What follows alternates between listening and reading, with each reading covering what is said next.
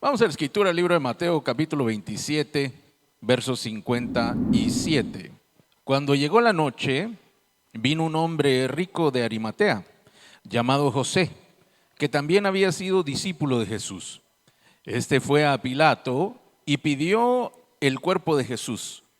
Entonces Pilato mandó que se le diese el cuerpo, y tomando José el cuerpo, lo envolvió en una sábana limpia y lo puso en su sepulcro nuevo, que había labrado en la peña, y después de hacer rodar una gran piedra a la entrada del sepulcro, se fue. Cierra tus ojos, vamos a orar. Amado Señor, muchas gracias te damos por tu palabra. Muchas gracias por este tiempo que tenemos para que tú nos puedas hablar, para que tú puedas traer un tiempo especial, para que puedas traer luz, entendimiento a nuestros corazones y a nuestras mentes, y podamos recibir de ti esta palabra como una preciosa semilla sembrada en nuestros corazones, para que dé fruto abundante, para gloria de tu nombre, bendición nuestra y de nuestras familias. Abre nuestros oídos, nuestra mente, nuestros ojos para recibirla y poderla poner por obra, y que tengamos nosotros el fruto precioso que de ella proviene. Gracias te damos en el nombre poderoso de Jesús. Amén. Muy bien, bueno, hoy es un día especial, como usted sabrá, es un día en el cual estamos celebrando. ¿Cuánto están celebrando? No, con ese su ánimo ya creí yo que va a ser celebración. ¿Cuántos están celebrando? Mire, lo que pasa es que tenemos muchas ideas equivocadas acerca de esta semana. Por ejemplo, todos pensamos que esta semana es la Pascua. Déjeme decirle que hay 3 distintos tipos de Pascua. Ni siquiera comprendemos que hay una gran diferencia. Una de esas Pascuas es la Pascua judía. Es la que ellos celebran memorando cómo Dios los sacó de Egipto, cómo Él hizo que no llegara el mal a las casas de los hebreos, cuando aquella noche pasó Dios y tomó a todo primogénito, a todos los primogénitos de Egipto, desde el animal más pequeño hasta el hijo del faraón, dice la escritura. Entonces esa noche ellos están celebrando que Dios saltó las casas de los judíos. Esa es la Pascua de los judíos. Hay otra Pascua que proviene de costumbres paganas. Esa es la del conejito y los huevitos. Por si usted no se recuerda, yo sé que sí se acuerda. Y esa proviene de otras creencias paganas allá en Alemania, y que tiene que ver con una diosa, con la fertilidad y otras cosas que no vale la pena mencionar. Pero le quiero decir que esa es una segunda Pascua. Y una tercera Pascua, que es la que comúnmente se llama a este tiempo. A nosotros nos hace mucho ruido porque según la costumbre en la cual nosotros veníamos siendo enseñados, la Pascua tiene que ver con todo esto, pero realmente no se sabe lo que es. Yo, en lo personal, prefiero llamarle esta semana Semana Santa. Porque si yo digo Pascua, la gente piensa de que estamos promoviendo al conejito y los huevitos, ¿verdad? La gente piensa que nosotros estamos promoviendo el que retomemos costumbres judías, cuando el Señor dijo que nosotros ya no, como parte de una nueva nación, de una nueva familia que Él tiene, de un nuevo pueblo que Él tiene, estamos retomando lo que ya dejó atrás, quedó allá para aquel pueblo de Israel. Entonces, por eso en lo personal le tengo que decir que yo prefiero decir Semana Santa, ¿verdad? Y que estamos celebrando una semana en la cual recordamos las cosas que sucedieron. Una segunda cosa que nosotros tenemos que sacar de nuestra mente. Mire, hoy como que vamos a romper mitos. ¿Cómo es que se llamaba? A desmentir algunos mitos.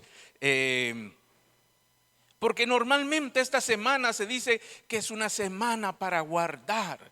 La tradición nos enseñó que esta semana ni siquiera se debe levantar la voz, que hay que prepararse, yo estoy de acuerdo, todo el tiempo tenemos que prepararnos para acercarnos al Señor, pero no solamente una semana. Cada vez que nosotros nos restringimos de cosas que tenemos derecho y lo hacemos para el Señor, eso es una ofrenda para el Señor, pero no se restringe a una semana. Esto no quiere decir que esta semana usted no pueda celebrar. Por el contrario, deberíamos estar celebrando, pero ya vamos a llegar para allá. Mire, la gente presenta a Jesús durante toda esta semana como algo muy lamentable que pasó. Mire, la última cena, como el nombre lo dice así, ay, la última cena. Con un toque ahí al final de que, ay, pobrecitos, se les fue Jesús. Luego vemos que Jesús fue crucificado. Y vemos incluso hasta las películas presentan el sufrimiento de Jesús, lo cual no es que esté mal, pero es que esa no es la parte más importante. Eso es algo muy grande y muy precioso que el Señor hizo por nosotros, pero eso, en lugar de ser una tragedia, es una conquista. La Semana Santa es así. La gente está, ay, Jesús, todo lo que sufrió. Es más, ¿cuántos vieron la película La Pasión? Ahí se exalta, se muestra el sufrimiento. Y apenas al final, por ahí se deja entrever la victoria. Entonces usted en esta semana es su mejor semana para celebrar en todo el año. Mire, las iglesias están llenas para Navidad. Las iglesias se llenan para el Día del Padre, para el Año Nuevo, para el Día de la Madre, para el día. Pero este día cuesta un poquito más, porque como hay tanto día libre, ¿verdad? Dice, aquí estoy celebrando en la playa, pastor, viera qué bendición. Yo no le quito, mi amado, que usted vaya y se goce, pero este es un día de que debemos realmente celebrarlo a lo grande. Este es un recordatorio del día que Jesucristo tomó o realizó el mayor triunfo del mundo. No el triunfo, el mayor triunfo de toda la creación. Entonces usted tiene que estar alegre. Usted no puede venir así, ay, el Señor, y cuántos latigazos le dieron, y le quitaron sus barbas, le arrebataron sus barbas, todo eso es de verdad que uno lo conmueve, pero no puede dejar de celebrar más que lo que usted se puede asombrar del sacrificio que Jesús hizo. Entonces ya se da cuenta que la semana es muy diferente de lo que siempre nos enseñaron. ¿Cuántos aprendieron cosas como estas? Levante su mano. Ay, de que era una semana triste, ¿verdad? Mire, las películas, mi amado. ¿Se acuerda usted que antes, ahora ya no, ¿verdad? Antes, como le pasaban a uno las películas sin escoger, todo el día era y dale la vida de Jesús, y dale el evangelio, y dale el otro evangelio. Y uno se aprendió, gracias a Dios, pienso yo, se aprendió muchas cosas medio bien enseñadas por causa de estar viendo la televisión, porque no había otra cosa que hacer, ¿verdad? Pero eso era entonces. Ahora usted puede escoger lo que sea, ni las mira. ¿Quiere que le cuente otra? No, pastor, me está destrozando la Semana Santa. ¿Sabía usted que Jesús no murió un viernes? ¿Sabía usted que, yo recuerdo cuando a mí me contaban, y ay, es que el viernes a las 3 de la tarde murió Jesús, y eso era algo impactante, yo recuerdo desde niño, ¿verdad?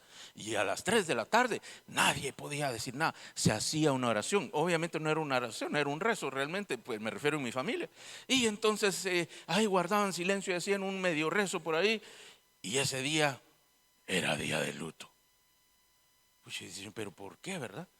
Y vemos nosotros que realmente la Escritura dice que Jesús no murió un viernes. ¿Sabía usted? ¿Cuántos alguna vez lloraron un viernes? Solo yo lloré, no puede ser, mi amado. Cuando digan, ay, Jesús se murió un viernes, no. Mire, ni a la piscina lo dejan meter a uno. Pero ¿sabía usted que ese día no es correcto? Pastor, entonces ¿por qué dijeron que el viernes? Bien sencillo, después le explico por qué, pero primero le voy a explicar qué fue lo que pasó. Mire, Jesús durante esta semana que acaba de pasar, los judíos celebran una fiesta, como le dije, que se llama la Pascua. Dentro de la Pascua no solamente es la Pesaj, el hecho de que comen, de que celebran. Hay 3 fiestas, mejor se lo digo así. Hay 3 fiestas que ellos celebran. ¿Por qué aprendemos de ellos? Porque eso fue lo que pasó en aquel día. No para que nosotros lo hagamos este día, porque no nos corresponde, sino aquel día lo que sucedió es lo siguiente. En estas fechas ellos celebran la Pascua, que es la fiesta que yo le dije, que como Dios pasó por alto y la muerte no tocó las casas de los hebreos. Número 2, la fiesta de los panes sin levaduras, y es el hecho de que ahora ellos habían salido de Egipto y ahora van a vivir de una manera santa. Tenían que dejar Egipto atrás, la manera en que vivían Egipto atrás, y ellos durante toda esta semana comen pan sin levadura, porque la levadura simboliza el pecado. Por lo tanto, era que ellos celebraron desde aquel entonces esta manera de vivir. Y número 3, ellos celebran la primera parte, por decirlo así, de la fiesta de las primicias. Quiere decir que en este tiempo, como se recuerda que yo le he contado que el pueblo de Israel era un pueblo agricultor y ganadero, entonces las temporadas eran muy importantes. Y en esta temporada se empezaban a dar los primeros frutos. Entonces hay 3 fiestas que celebraban en esta semana, hace 2000 y muchos años, y también en tiempo de Jesús. Hay 3 fiestas. Le voy a decir por qué aprendemos de estas 3 fiestas. Porque si Jesús hubiera muerto un viernes, no hubiera podido cumplir la fiesta 1 y la fiesta 2, sino solamente hubiera podido estar en la fiesta número 3. ¿Qué es lo que le quiero decir? Se recuerda que el día, lo que llamamos la última cena, ¿sabe qué celebraban ahí? La Pascua. Esa es la Pascua judía, que era la que decía Dios saltó. Pascua quiere decir, es de la palabra pesaj, que quiere decir saltar, pasar por alto. Porque Dios pasó por alto de las casas de los judíos y no hubo muerte en sus casas. Esa es la celebración de la Pascua. Y eso fue la última cena.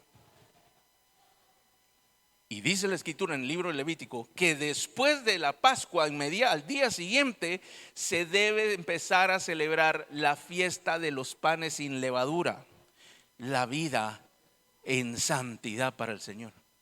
Y luego, el siguiente domingo, el primer día de la semana para ellos, se tiene que celebrar la fiesta de los primeros frutos. Ellos hoy deberían estar celebrando eso, los primeros frutos. Pero mire qué impresionante.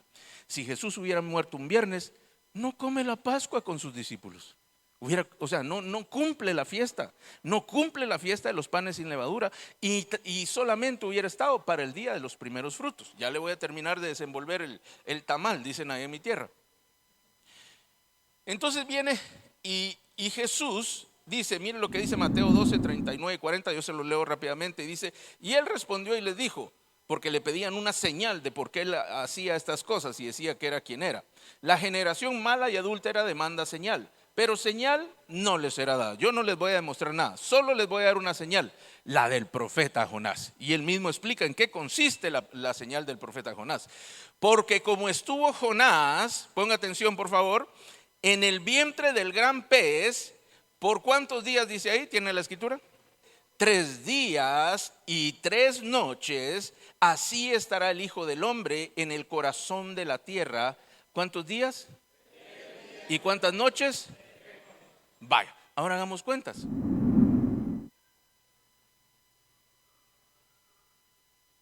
Si Jesús murió un viernes, quiere decir que tenemos la primera noche, es la noche del viernes. El primer día es el día del sábado. El segundo día, la segunda noche, es la noche del sábado. ¿Y entonces cuánto nos hace falta? Nos faltan 2 días y 2 noches. Vaya, está bien, pues le voy a dar el día domingo, ¿verdad? El día del domingo. Van 2 días. Faltan 1 día y 1 noche como mínimo. Pero le quiero decir algo más. ¿Cómo lo podemos entender? La cultura judía o de aquel tiempo contaban el día no como nosotros. ¿A qué hora empieza el día para nosotros en esta cultura? ¿A qué hora empieza un día? ¿A las 12 de cuántos? De la mañana o de la noche. A las 12 en la noche, a medianoche, ¿sí?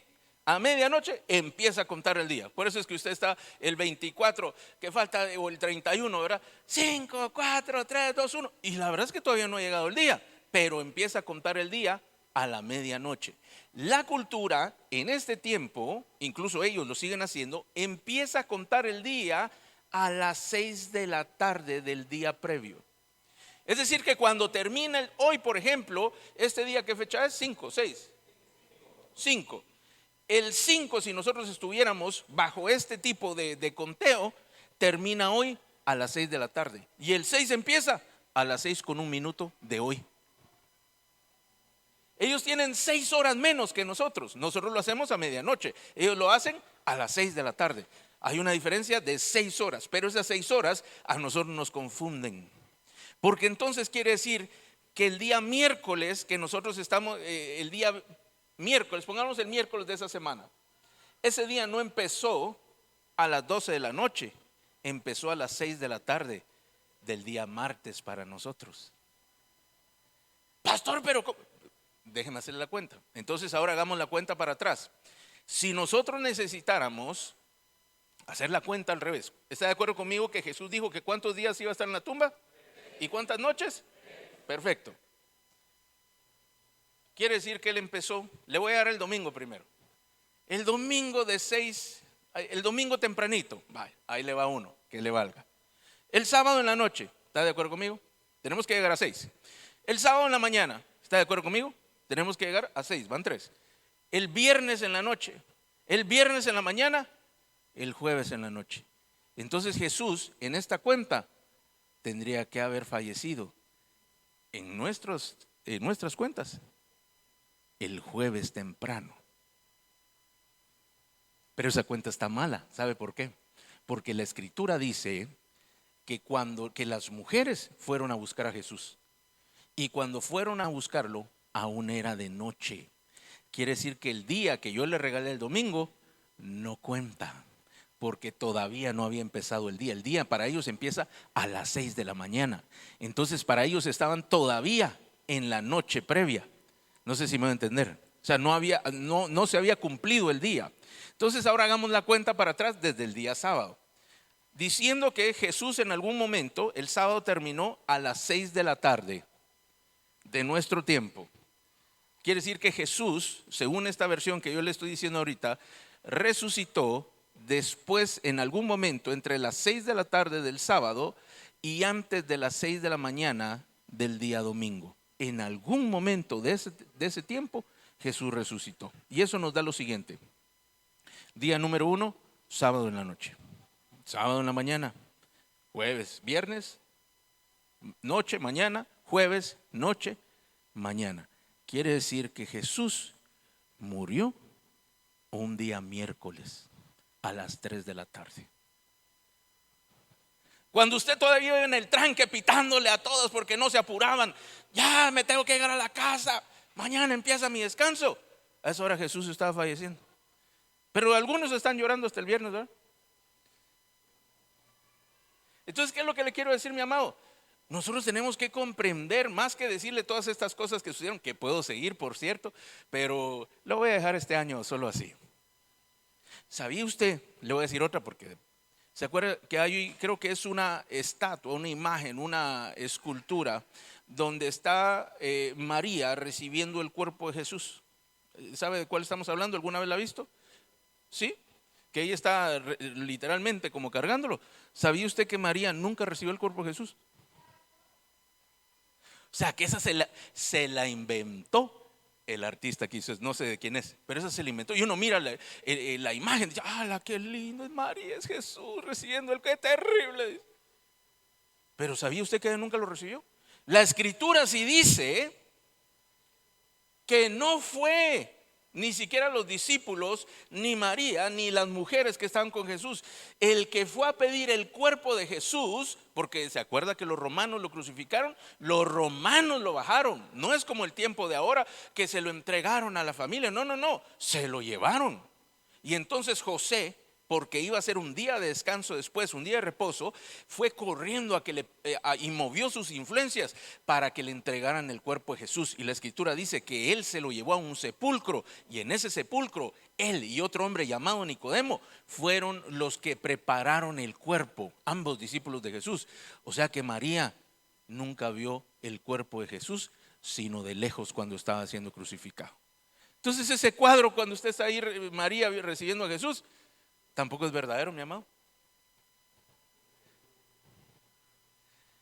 Es cultura, pero cultura errada. Está errada porque eso no es verdad. Pero ¿qué es lo que le quiero decir? El problema de todo esto es que nosotros tenemos que comprender realmente que estamos celebrando, porque si no, para nosotros es el tiempo de pobrecito Jesús, miren todo lo que le pasó, tan malos los judíos. ¿Sabe usted por qué se inventaron, o por qué una de las formas o los pensamientos que nos puede explicar por qué la iglesia tradicional nos empezó a decir que el viernes murió Jesús? Porque en los primeros siglos de la iglesia, cuando ya empieza a salir de Israel y se empieza a convertir mucha gente como tú y yo, que no somos judíos ni israelitas, entonces todos empezaron a tener este mal deseo para con los judíos porque habían matado a Jesús. Entonces, en aquellos primeros años, todo lo que tenía que ver con Israel y con los judíos no les agradaba. Y establecieron, le estoy hablando documentalmente, establecieron las fechas de tal manera que no coincidiera con ninguna fiesta judía, para no compartir con ellos nada. A ese punto era la mala sangre, diríamos, era, ¿cómo se dice? Cuando se quiere, no se gusta de todo un pueblo, cuando se aborrece a todo un pueblo. Bueno, se lo deja tarea, mi amado, y si yo me acuerdo ahí se lo publico. Era tal el mal deseo o la falta de agrado de la primera iglesia, o mejor dicho, no la primera iglesia, sino la iglesia cuando ya se conforma como imperial del Imperio Romano, que todo lo que tenía que ver con Israel empieza a ser desagradable y lo empiezan a evitar a toda costa. Usted incluso puede ver, puede investigar acerca de esto. Pero todo esto, imagínese, solo se lo dije para decirle la introducción. Pero la introducción es bastante buena y es muy necesaria para poder comprender las cosas que sí son. Mi amado, este tiempo es un tiempo en el cual usted tiene que celebrar. Este es como cuando gana el equipo y se van a celebrar a algún lugar en especial. ¿Se recuerda cuando Panamá clasificó para el Mundial la primera vez? ¿A dónde se va toda la gente cuando pasa eso? ¿A dónde? A calle 50. Cuando Venezuela ganó el Mundial de béisbol, ¿a dónde fueron? Al Parque Huracán, ¿no? Para allá. Este debería ser un día en el cual todos nos juntamos para celebrar el mayor triunfo que nosotros podemos tener. Para nosotros, decía yo hace algún tiempo, no debería ser el símbolo de Jesús una cruz, porque ese es el sacrificio que Él realizó y ese es parte de todo, pero no lo es todo. Para nosotros debería ser una tumba vacía. Ese es el mejor de todos los símbolos que nosotros como creyentes y seguidores de Jesús deberíamos tener en nuestra mente. El Señor es campeón universal y no de un año, sino de una vez y para siempre. Esa es la diferencia. Por eso es que el celebrarlo, tú puedes celebrarlo cualquier día de la semana, cualquier día del mes, cualquier día del año. Hoy, porque nos pusimos todos de acuerdo para hacerlo en la fecha en que ocurrió. Hace 2000 y algo de años. Y no vamos a caer en la cuenta porque también hay debate con respecto a eso. Pero más de 2000 años que Jesús estuvo aquí y logró este gran triunfo para ti y para mí.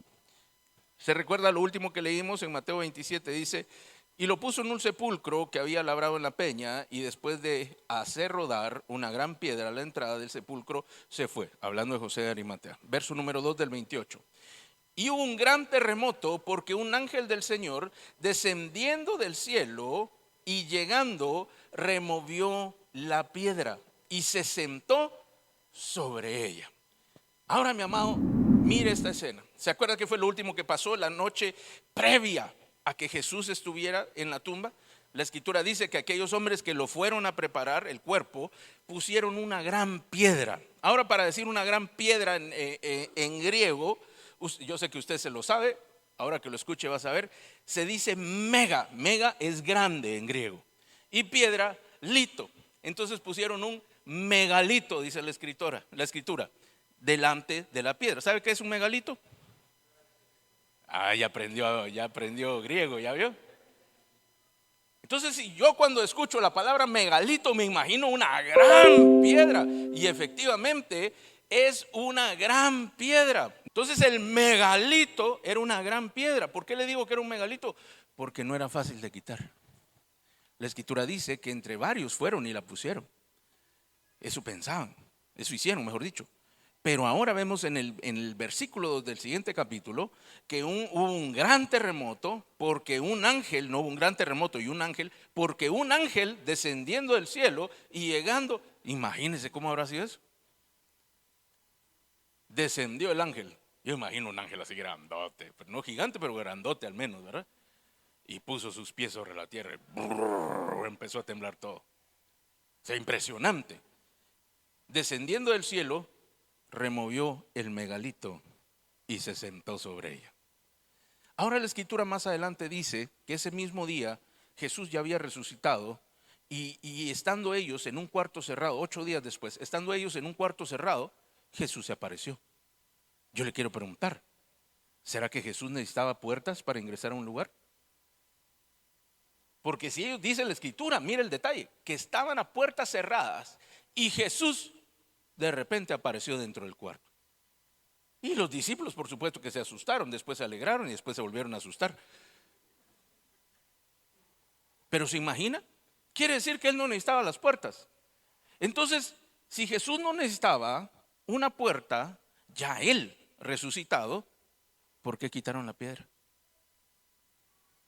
Si Jesús podía entrar a una habitación sin necesidad de usar la puerta, yo no sé, mi amado, cómo era eso. Yo no sé si él entraba de una dimensión a otra dimensión, si él podía hacer que las moléculas de la pared.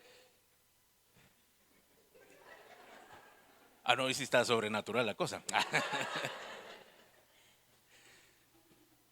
Si él podía hacer que las moléculas de la pared abrieran mayor espacio para que él pudiera entrar, yo no le sé decir físicamente cómo sucedió. La escritura sí dice que él entró y todo estaba cerrado. Es como que ahorita todos estemos aquí y aparece el Señor aquí. ¿Por dónde entró? ¿Quién sabe? Pero ya sabemos que está dentro. Así les pasó a los discípulos. Entonces la pregunta es, si Jesús podía hacer esto, ¿para qué quitaron la piedra? ¿Para qué Dios mandó un ángel y que provocara un terremoto, removiera la piedra y se sentara sobre la piedra para decirle a todos, el que la quitó fui yo? ¿Para qué, mi amado? Ya se puso a pensar. Ya ve por qué hay cosas más interesantes que estar llorando, que María, que Juan, que estaban allá en la cruz y que pobrecitos todos lloraron. No, mi amado, eso sí pasó y sí fue muy triste, pero es más poderoso el hecho de ver todo lo que el Señor hizo aquel día que resucitó. Ahora mire, dice la escritura, Hechos 2:12, lo voy a leer rápido. Al cual, hablando de Jesús, Dios levantó, sueltos los dolores de la muerte, por cuanto era imposible que fuese retenido por ella. La muerte no detuvo a Jesús, el Hades no detuvo a Jesús, las paredes no detenían a Jesús. Entonces, ¿para qué quitar la piedra?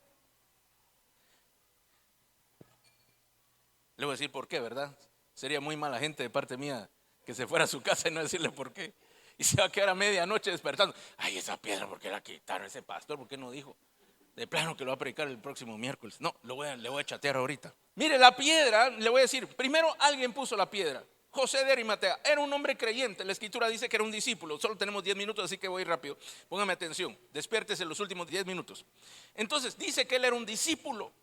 Pero a pesar de ello, cuando Jesús murió, algo sucedió, que él vino y mandó a poner aquel megalito. No vamos a juzgar a este hombre José de Arimatea, pero sí podemos ponernos en sus zapatos, porque hay muchos creyentes que están de acuerdo con la doctrina, que están de acuerdo con la Biblia, que están de acuerdo con Jesús, pero cuando se trata de que empiezan a tener problemas, ya no surge la misma fe y ponen una gran piedra, un gran obstáculo para que el poder de Dios no entre ni salga nada de aquella cueva, aquella tumba, porque dice que lo cavaron en una montaña, era una cueva por decirlo así, y eso lo usaban como tumba. Aquel lugar lo sellan. José de Arimatea estaba de acuerdo con Jesús, seguía a Jesús, pero cuando falleció dijo no, hasta aquí llegó. Le puso un punto y final, hizo un cierre del capítulo y dejó aquello que había dicho Dios y que él no podía creer, lo dejó mejor guardado como una reliquia. Mi amado, yo tengo que decirle que ni la palabra de Dios ni los momentos de Dios son para guardarse ni venerarse. Ay, el día que el Señor me tocó, el día que yo me bauticé, esos son días bonitos para recordarse, pero no para venerarlos, no para dejarlos guardados y que sea una reliquia histórica. No, mi amado, eso solamente son piedras de ayuda que ayudan a recordar las cosas que Dios ha hecho para comprender las cosas que va a hacer. Pero José es tipo de un creyente que cuando los problemas vienen, mejor se olvida de la promesa de Dios de que iba a resucitar, se olvida de lo que Dios dijo y empieza a vivir su vida sin él. ¿Todavía está aquí? ¿Me estoy entendiendo o todavía no? Hay algunos que cuando vienen los problemas dicen, no, las promesas de Dios no son así. Eso se lo dijo alguien más en otro tiempo. Yo voy a resolver lo mío. José de Arimatea cerró la puerta para que nadie entrara ni nadie saliera. Se olvida de las promesas de Dios. Hay otro tipo de personas. Entonces, solo digamos que la piedra nos va a simbolizar para esta mañana un obstáculo para el fluir de Dios. Un obstáculo para las promesas de Dios, porque lo que estaba guardado dentro de aquel lugar, obstaculizado por la piedra, era la promesa que Jesús había hecho de que iba a resucitar. Mi amado, si usted hubiera estado allá y usted hubiera estado amigo de José de Arimatea y le dice, pongamos una gran piedra, ni la pongas. Estás haciendo un esfuerzo por gusto si el Señor va a resucitar. ¿Para qué quieres que manden el ángel? Déjasela a un lado, deja la puerta abierta. Es que se van a entrar a robar. Nadie va a atreverse a entrar ahí, le hubiera hecho. Déjala abierta. Así el Señor sale más rápido, le hubiera hecho. Pero eso hubiera sido si nosotros comprendemos que la promesa era verdad. Diga conmigo, las promesas son verdad. La promesa para ti y para mí son ofrecimientos de algo que puede llegar a suceder. Pero las promesas del Señor son en el sí y en el amén. Quiere decir que lo que Dios promete es. Tú y yo le dudamos al Señor porque nosotros somos un montón de incumplidores de promesas. ¿Quién alguna vez ha incumplido una promesa? Levanta la mano. ¿Quién alguna vez ha incumplido una promesa a sí mismo? Levante la mano. No digamos a los demás, ¿verdad? Si uno mismo se engaña a uno mismo, ay Dios, a los demás más fácil. Pero ¿sabía usted que Dios no incumple nada? Y si Dios dice, es verdad. Ni siquiera le voy a decir que Él cumple. Es que usted tiene que ir al grado siguiente. Si Dios lo dijo, es una verdad. Entonces mire pues, la piedra es el obstáculo. José de Arimatea simboliza a un tipo de creyente. El siguiente tipo de creyente, los primeros, ya dijimos quién era José. Segundas personas que estaban en el sepulcro, los guardias. ¿Saben quiénes son los guardias? Aquellos que están ahí especialmente para impedir que alguien entre o que alguien salga. Aquellos que están ahí para recordarte que las cosas de Dios no son así. Aquellos que están ahí para decirte que lo que tú estás creyendo no va a suceder. Aquellos que están ahí esperando a decir cosas o obstaculizar la fe que tú tienes retenida en la promesa de Dios, y que se vuelven no solamente que ya hay una piedra como la de José de Arimatea, una piedra de olvido, una piedra de indiferencia, una piedra de desilusión, sino que estos son aquellos que yo te dije que no creyeras tanto. Yo te dije que no hicieras tanto. Es que la verdad es que eso no es así. Yo te tengo que enseñar cómo es. Pero no le estoy diciendo que hay un buen deseo, sino hay un deseo contrario a lo que Dios dijo. Esos son los guardias que están ahí. Y algunas veces el que está a tu lado se puede convertir en un guardia.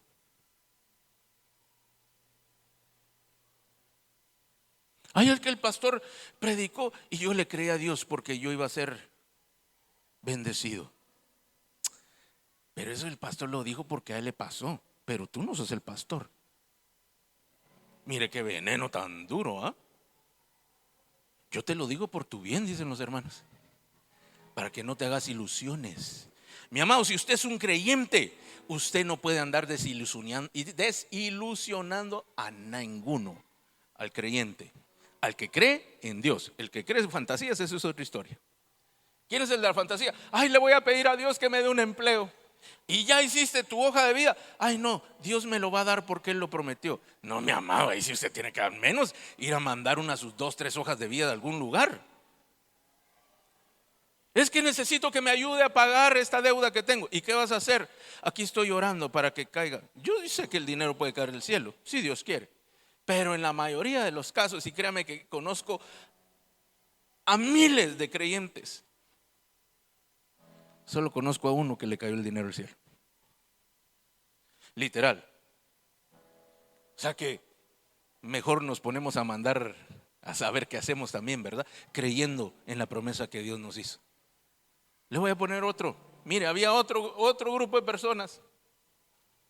Los discípulos, los hombres. Los hombres seguían al Señor. Vieron el problema y ¿qué hicieron? Patitas, ¿para qué te quiero, verdad? Y se fueron a esconder porque tenían miedo. Entonces estos son los creyentes que creen que Dios va a hacer algo. Pero cuando vienen los problemas, les da miedo y se alejan de la promesa.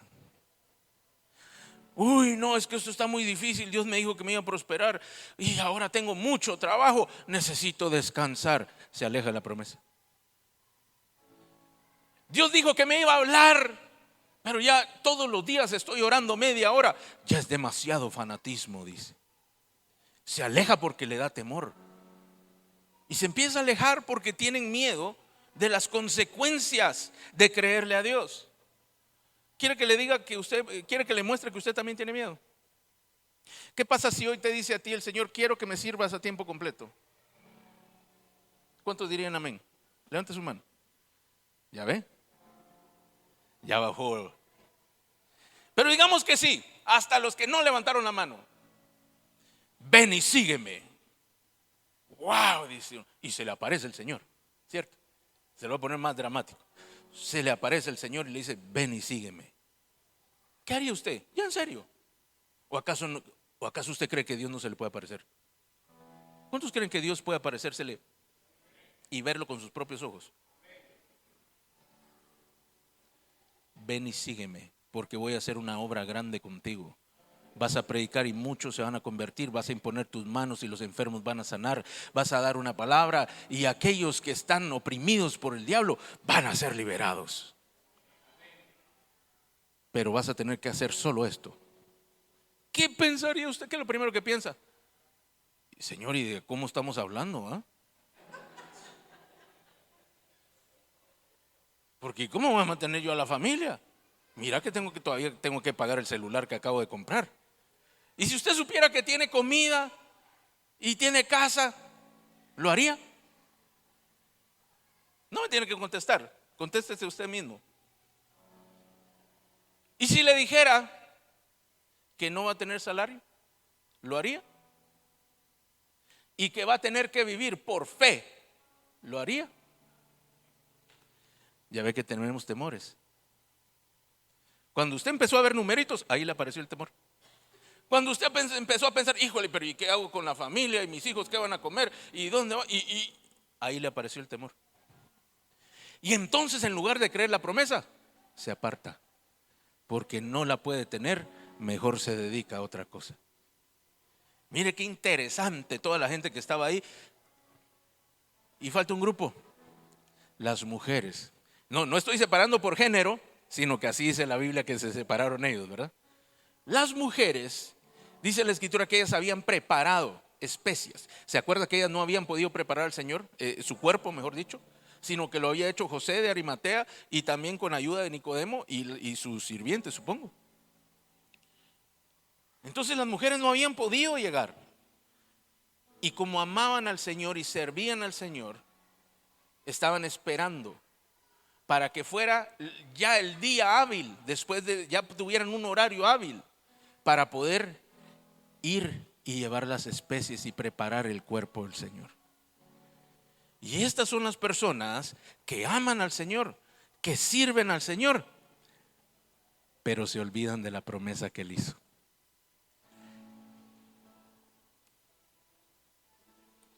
Cuando las personas quieren enviar a un funeral un presente de condolencia, de apoyo, de solidaridad, ¿qué envían? Ahora, en nuestro tiempo, flores, arreglos de flores, coronas, dicen, distintas cosas para manifestar su apoyo, su aprecio a la familia.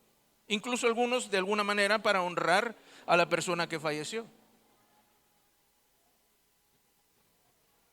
Pero en un hospital de maternidad, en el área de neonatos, usted no mira ningún arreglo de flores, ninguna corona, ni ningún presente que se hacen cuando hay un funeral. ¿Está de acuerdo conmigo? Entonces las mujeres se habían olvidado de la promesa que el Señor había hecho, y entonces su decisión y su acción fue llevarle flores, un arreglo de solidaridad, de condolencia a uno que no estaba muerto. Llevaban las especies para preparar el cuerpo, pero si el Señor no estaba muerto, estaba vivo. Se olvidaron de la promesa, y como se olvidaron de la promesa, su acción era incorrecta. Su corazón correcto, pero su acción incorrecta. Ahora, si no hubo ni uno solo, pero si tú hubieras estado allí ese día, ¿qué hubieras hecho? Recuérdese que yo le dije que Jesús, en algún momento después de las 6 de la tarde del sábado, que para ellos ya empezaba el primer día de la semana, que es domingo, hasta antes de que llegaran las mujeres, porque la escritura dice que las mujeres llegaron antes, aún era oscuro, antes de que llegara el día. Quiere decir que llegaron antes de las 6 de la mañana. Estaban esperando, solo estaban esperando que no fuera tan noche para poder tener suficiente luz. Acuérdense que no había sistema eléctrico, solo lo que ellas podían llevar, velas o lámparas, cualquier cosa que pudieran llevar. Digamos que se fueron a las 5 de la mañana. Digamos que se fueron a las 4 de la mañana. Digamos que vivían allá en Chorrera y se fueron a las 3 de la mañana para que no les agarrara el tranque. Y se fueron. ¿A qué hora llegaron? 4, 5, antes de, aún oscuro. Yo creo que antes de las 5, a las 4 de la mañana, imagínense. Y a las 4 de la mañana Jesús ya no estaba allí.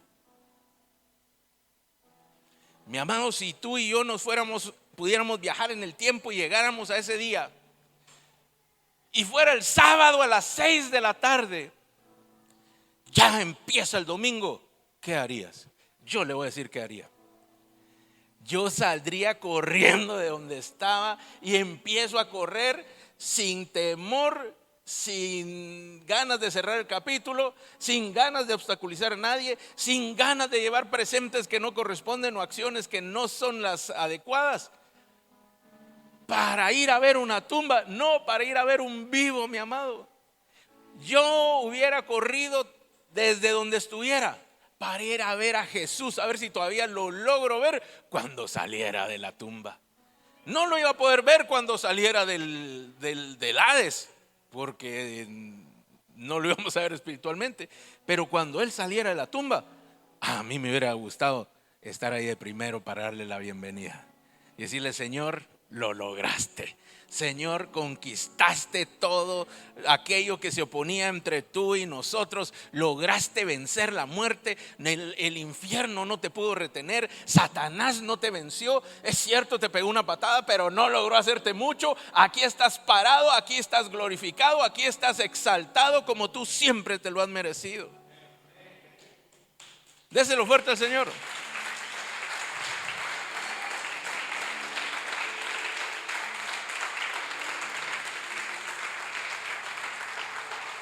Yo estaría ahí para darle la bienvenida como el servidor de la puerta. Yo estaría ahí al lado esperando que se moviera. ¿Sabe por qué pusieron la piedra? No se lo dije, ¿verdad? La piedra la pusieron para ti y para mí. La piedra la pusieron para señal nuestra de que aquella tumba había quedado vacía. La piedra que rodó el ángel, que movió, fue para que, no que Jesucristo pudiera salir, sino para que nosotros pudiéramos comprender que él había salido. Entonces la piedra es una señal para ti y para mí. Es una piedra que rodó. Le tengo que decir que hay una segunda piedra en la escritura que rodó, y esa aparecía ya con el pueblo de Israel cuando salió de Egipto. La piedra, la roca que les seguía, de la cual emanaba el agua. Ahora la piedra también estaba allí, pero ahora la roca verdadera estaba saliendo para poder traer su promesa a cumplimiento. Pero le tengo una última. ¿Sabía usted que Jesús no salió solo? Pastor, ahora sí se le fue la onda, ¿no? Bájenle el volumen al pastor, va a decir algo que no es. ¿Sabía usted que Jesús no salió solo? Cuando Jesús salió, junto con él salió la plenitud de la salvación, salió la plenitud del perdón de pecados, salió la plenitud de la sanidad de nuestros cuerpos, salió la plenitud de las riquezas que tenemos en Dios, salió la plenitud de la libertad que tenemos sobre el cautiverio, salió la plenitud de la paz que hacemos con Dios, de la paz que sobrepasa todo entendimiento, salió la plenitud de la santidad del hombre frente al pecado, salió la plenitud de aquella comunión que tenemos hasta el día de hoy con el Señor mismo. Ya no hay división, ahora hay comunión. Eso salió de aquel lugar. Junto con Jesús salió el cumplimiento de todas las promesas que Él había hecho desde aquel entonces hasta el día de hoy para ti. Junto con aquel hombre que ya no era hombre, sino ya en su forma resucitada, levantado de entre los muertos, trajo la plenitud del cumplimiento de todas sus promesas que están vigentes hasta el día de hoy para ti y para mí. Todos los días, no solo el día de resurrección, no solo el domingo de resurrección. Mi amado, eso es muy poco, eso no es comprender. Mire, mi amado, cuando un equipo gana el mundial de fútbol, ¿sabe cuántas camisolas se venden? Miles y miles y a veces hasta millones. Hasta los que no somos de ese país, es que el campeón. Y uno se compra su camisola, ¿verdad? Con sus estrellitas aquí. Y tal vez fue Alemania el campeón. Y entonces mira usted que vienen unas camisolas y son unos paisanos míos, ¿verdad? Pequeñitos y morenitos. Esos no son alemanes, dice. Pero tienen la camisola porque se identifican con el campeón.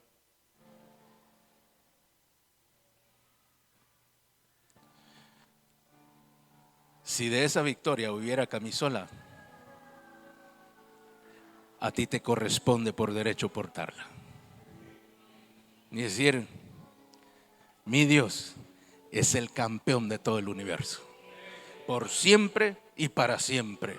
Y un día como hoy, aunque lo patearon, aunque lo golpearon, aunque lo escupieron, lo humillaron, lo torturaron, lo enjuiciaron injustamente, un día como hoy, Él se levantó de entre los muertos. Un día como hoy, a pesar de que el enemigo con todos sus demonios, con todo su poder, con toda su maldad y todas sus tinieblas, no pudieron en contra de Él. Ni la muerte, ni el dolor, ni el pecado, nada pudo en contra de Él. De verdad, a mí me gusta a veces pensar en estas cosas. Y yo me imagino que el infierno es un lugar de oscuridad. Pero ¿se imagina aquel que es la luz del mundo llegando al infierno? Yo no creo que los demonios hayan venido a maniatar a Jesús y se le fueron, como en las películas esas que vemos, ¿verdad? Se le fueron todos encima a pelear con Él. Es que ni siquiera se le podían acercar, mi amado. Dice que las tinieblas no prevalecen a la luz. Yo me imagino a Jesús impregnado de luz, así como lo vieron Juan, Jacobo y Pedro. Ellos lo vieron así. Yo me imagino a Jesús en esa manera, llegando al infierno. En medio de toda aquella oscuridad llegó la luz al lugar más oscuro. Miren, los demonios, si en la tierra le salían huyendo, se imaginan en su forma de hombre, se imagina en su forma actual. Si la historia dice, le digo historia porque ya está escrita, aunque no ha pasado. La escritura dice que cuando Jesús regrese va a derrotar al enemigo y a sus ejércitos con la palabra de su boca. Ni le van a poder hacer nada, mi amado. ¿Se imagina cuando Él estuvo 3 días con sus noches en las entrañas de la tierra? A eso se refiere con el Hades. No pudo pasar nada. Jesús fue a atormentar a todos esos, entre otras cosas que hizo, pero eso lo veremos otro día. Así que, mi amado, este es un día en el cual tú puedes celebrar. Todos, mi amado, fueron al anuncio de la resurrección. Aquellos que eran creyentes fueron corriendo al Señor. ¿Qué hubieras hecho tú si hubieras estado en medio de aquellos discípulos con temor, con angustia porque los estaban persiguiendo? Porque ante sus ojos habían matado a Jesús, y aunque Él dijo que había resucitado, todavía no lo creían, todavía no lo esperaban. cuando aparecen algunos diciendo: no está en la tumba, resucitó. Pedro y Juan salieron corriendo, dice. Pedro salió primero, pero Juan era más rápido, dice, porque Pedro solo tiene 2 epístolas y Juan tiene 3. Entonces tenía tercera también, ¿verdad? Podía ir más rápido. Si usted maneja automático no entendió el chiste, pero bueno. Juan dice que llegó primero, Pedro, pero no se atrevió a entrar. Pedro, como era más atrevido, aunque llegó después, entró. Y vieron que no había nadie. Y de repente se les aparece el Señor. Fueron a buscar a los demás en Getsemaní y se volvió a aparecer. Unos días después se vuelve a aparecer el Señor. Y dice que por 40 días estuvo con ellos antes de subir al cielo. ¿Qué hubieras hecho tú? No, pastor, yo hubiera esperado que saliera en TVN para estar seguro que no es un engaño, porque así andan estafando ahora, pastor. Hubiera salido corriendo. Si hoy estuviéramos en aquel lugar y la tumba se abriera delante de ti, ¿qué harías? ¿Saldrías corriendo? ¿Esperando a ver quién llega primero? ¿Esperando a ver qué dicen? Porque recuerda que Jesús no viene solo. Jesús viene con el cumplimiento de todas sus promesas. Y este es un día no en el cual se cumplen promesas, porque el Señor todos los días cumple sus promesas. Este es un día en el cual tú te debes recordar que Dios cumple todas sus promesas. Y esas promesas no solamente son para todos nosotros, son para ti también.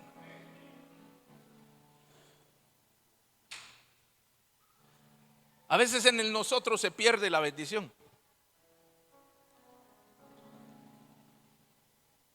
Si yo le digo que el canal es de todos nosotros, todos estamos de acuerdo. Sí, el canal para los panameños, dice, está bien. Pero ¿quién recibe algo del canal? ¿Cuánto ha recibido usted? ¿Cuánto recibió el mes pasado? ¿Sabe usted que ellos dicen que usted recibe cerca de $4,000 en beneficios? ¿Quién sabe de qué? Proveniente del canal, obviamente en inversión del Estado, ¿verdad? Pero cada poblador recibe 4,000 del canal. Pero usted no le ha visto nada, ¿o sí? A ver, los panameños, levanten su mano. Todos los que son panameños. Pero siempre levántela, ¿no? ¿Cuándo fue el último cheque que recibió usted de la ACP? ¿Ya ve que se pierden las promesas en el nosotros? Porque todos están de acuerdo que el canal es de todos. Pero no por eso es mío. Las promesas de Dios son para todos nosotros y para ti. Son tuyas. Ven a recibir al Señor como saliendo de aquella tumba. Ven a darle la bienvenida por medio de la fe y dile: Señor, qué bueno que venciste a la muerte, qué bueno que venciste al pecado, qué bueno que venciste a toda la oscuridad. Ahora junto contigo viene el cumplimiento de todo lo que tú has dicho. Así que, Señor, hoy celebro contigo porque es un día especial para ti y para mí. ¿Cuántos pueden decir amén y alegrarse en esta mañana? ¿Por qué no se pone de pie y empieza a darle gracias al Señor? Pero no gracias con tristeza, gracias con alegría, mi amado. No gracias de película de Semana Santa, gracias con alegría. Porque este es un día de fiesta. Este es un día en que usted le puede decir al Señor: qué bueno que resucitaste, Señor. Estoy celebrando que tú eres el campeón de todos los campeones, que tú venciste a todo aquello que podía ser vencido y que no existe, no hubo ni habrá nadie mayor que tú. Gracias, Señor Jesús. Gracias, gracias, gracias. Levanta tus manos y dale gracias al Señor con tus propias palabras por un instante. Y dile: gracias, Señor. Imagínate tú si Panamá quedara campeón del mundial y tuvieras la oportunidad de recibir, que hubiera una cena y a ti te invitan. ¿Qué le dirías a los jugadores? ¿Qué les dirías? Un abrazo, felicitaciones. Y al que metió el gol del campeonato, ese le dirías: ¿cómo lo hiciste? Contame, ¿qué pensaste? Gracias porque te atreviste. Pero usted tiene más que eso. Usted tiene al campeón del universo que conquistó pensando en ti también. no solo en nosotros, en ti. Él llevó consigo todo lo malo, el pecado, la maldad, la oscuridad, la enfermedad, el cautiverio, la maldición y la pobreza, para darte a ti riqueza, salvación, perdón de pecados, libertad, para poder hacer paz contigo, paz entre Dios y el hombre, y que pudiéramos acercarnos a Él confiadamente como amigos. Acércate esta mañana al campeón de los campeones. Acércate esta mañana a aquel que no ha sido derrotado ni pudo ser derrotado por nada en este universo. Aquel que fue levantado hasta lo sumo, aquel que fue puesto para que se sentara a la diestra de Dios. No es cualquier campeón. Él no ganó el campeonato del barrio. Él no es el campeón nacional. No es un campeón internacional. Ni siquiera es un campeón mundial. Él es el campeón de todo el universo. Campeón sobre todos aquellos que algún día lograron algo. Todos fallaron, pero Él nunca falló. Ese es el que se resucitó. Ese es el que salió de la tumba lleno de gloria, lleno de poder, lleno de autoridad. No nació en esta tierra para hacerse menos, sino fue un plan de Dios para llevarlo de menos a más. Él salió de aquella tumba como un recién nacido, pero no como un bebé, sino como uno que acaba de nacer a una nueva naturaleza. Un hombre que resucitó de entre los muertos y fue transformado para estar sentado a la diestra de Dios. Era necesario para que tú y yo tuviéramos ese mismo camino. Si un día tú y yo muriéramos, llegará el momento en que el Señor va a ir a quitar la puerta, la piedra, el megalito de la entrada, y te va a llamar por tu nombre y te va a decir: sal, como le dijo a Lázaro, y saldrás en aquel día. Aquella muerte que Jesús venció, tampoco te va a poder derrotar a ti. Aquella oscuridad que tiene en tinieblas a muchos, no te puede contener a ti. Pero no por tus méritos, sino porque Jesucristo abrió el camino delante de ti, y por medio de su Espíritu nosotros hemos de ser levantados también, ya sea porque Él venga por nosotros o porque nos levante de entre los muertos. Pero no permitirá que veamos esa muerte segunda.